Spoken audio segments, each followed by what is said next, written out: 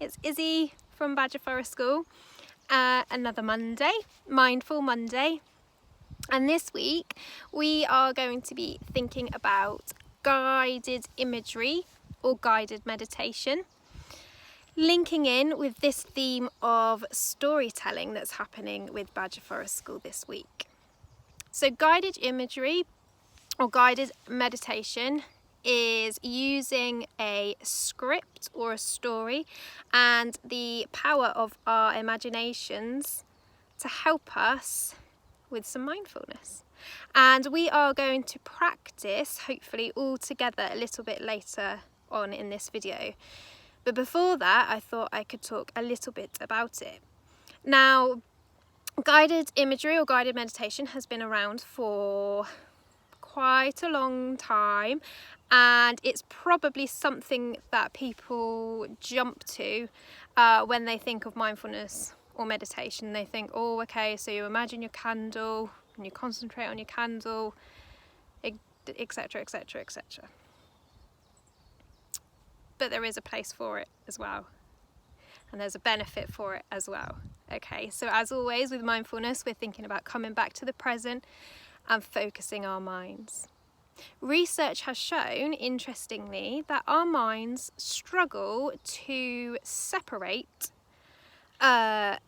imagined or thought scenarios and scenarios in reality.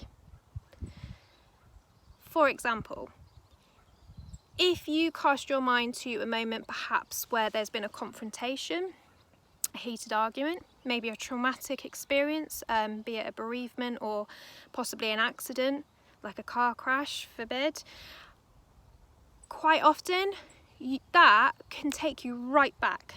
So if I think of that, I can go right back to that moment, how I felt. I can feel my stress levels increase. I can feel the physical effects of that. So I might feel quite hot, I might feel quite anxious, I might feel a bit tense. I'm not there in that situation, but my mind is taking me there. Equally, if you think of quite a positive time, perhaps a really good day with your friends, or a day on the beach with your family, or a social gathering like a wedding, again, you can go right back. Think about it, and all those feelings come back. And with a positive experience, hopefully you're feeling quite good. So you might be feeling quite light. I'm smiling. My serotonin and oxytocin levels have increased because I'm feeling pretty good about it, feeling quite light. And again, I'm right back there. I'm not there now physically, but in my mind, I've gone back.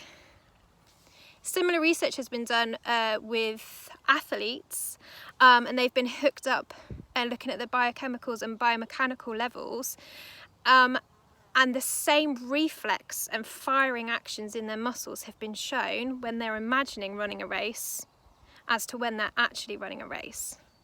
So hopefully this proves the power of our mind is enormous, and it's something that hopefully we can tap into and we can use for the benefits of ourselves and the benefit for our children as well. So using this and training our minds and guiding our minds can increase our coping strategies and increase our resilience. Emotions, let's just talk a little bit about the word emotions as well while we're here. It's quite a daunting word sometimes for children. Yes, normally sad and happy is quite well recognised, but when you start to throw in things like frustration or grief or anxiety, they can all become a little bit murky areas to try and explain and gather. And normally for children, especially with anxiety, they might not be able to verbally recognise and tell you that, but normally physically there'll be something going on. So a really, really common one for children is stomach aches or headaches linked to anxiety, or it might be irritability. Or tiredness, or just not being themselves, or ticking off a little bit more than normal. They're all kind of physical displays of things going on that maybe they can't describe. So again, coming back to this mindfulness practice and a bit of guided imagery or guided meditation that we're going to do today will hopefully help them just to focus in and increase their coping strategies that they can then take on for any scenario that they might come across in their lives. As always, let me know how you get on, if it's helping you, if you're finding this useful. And you can comment and contact us as always, either via our YouTube channel or on Facebook. So let's get ready, find somewhere a little bit comfy and you feel safe in, and join me in a moment for our guided imagery together to link in with our storytelling theme this week. See you soon. Hopefully you have found your comfy spot, be it in the house or outside, and make sure you are feeling quite safe and quite calm, and there are little or no distractions around you, so radio or TV or maybe other people, which can be tricky sometimes, or maybe you want to lie down. But wherever you are, hopefully you found your comfy, safe spot. And just to put us in the moment, let's take one deep breath in, hold at the top, and then we'll breathe out. So when you're ready, breathing in.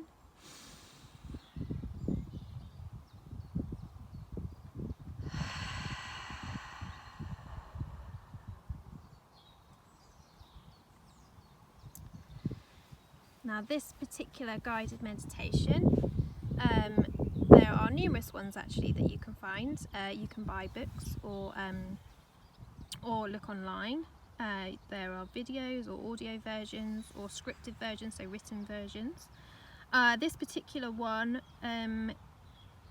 has been adapted by a lady called Ellen Curran, and her book is called Guided Imagery for Healing Children and Teens. So she's called Ellen Curran. So wherever you are now, just close your eyes.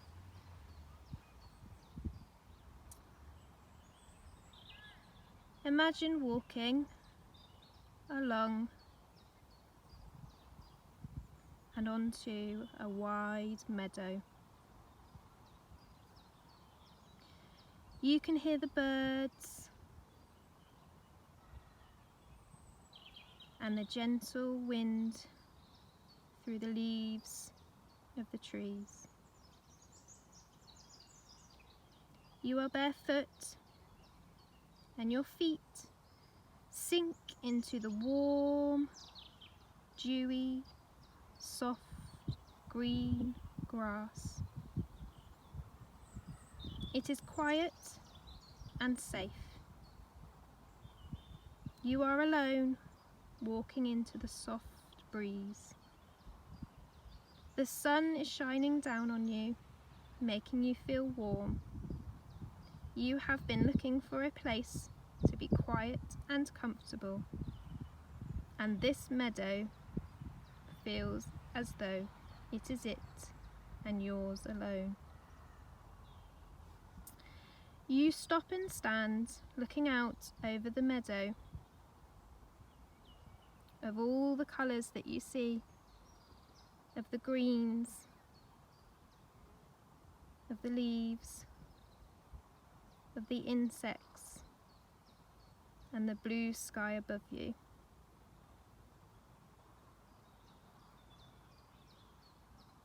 You feel the power of the sky and the earth.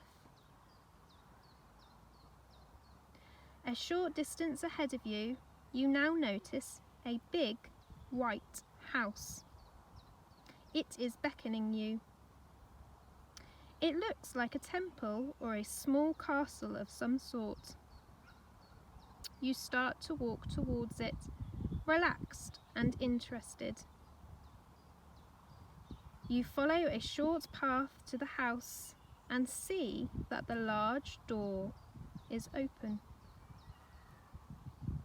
You feel that it is perfectly okay for you to go inside. It is safe and calm. You step out of the sunshine and into the coolness of this beautiful house. You find yourself in a huge hallway with plants and paintings. A huge marble staircase stands before you. You know you want to go up those stairs. You become aware of a very heavy backpack that you have been carrying all of this time. This backpack is full of your worries, troubles, concerns, negative feelings. You have been carrying them for a long time and you realise that this backpack is weighing you down.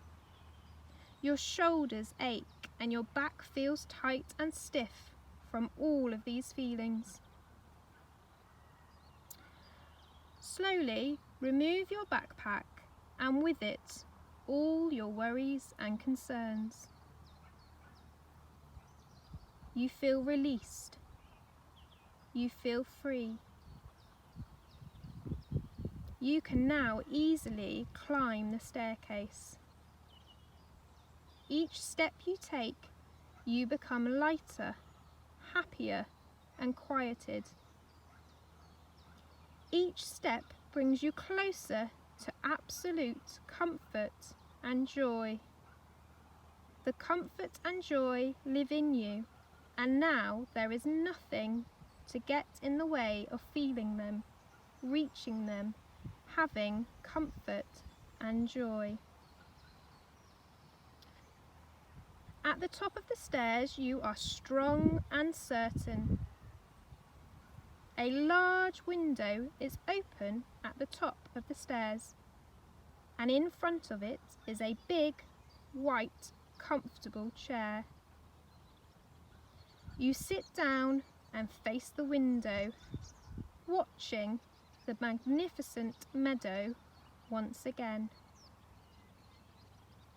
This time is yours. You watch from your chair, by your window, in your house. Breathe in the sweet meadow air and know you are home.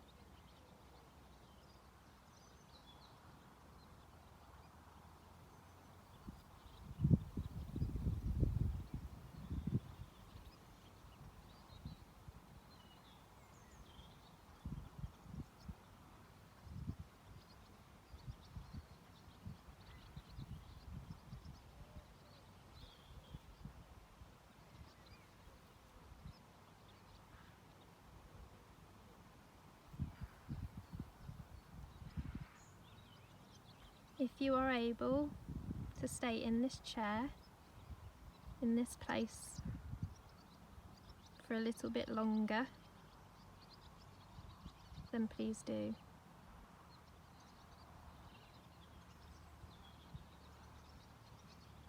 Namaste.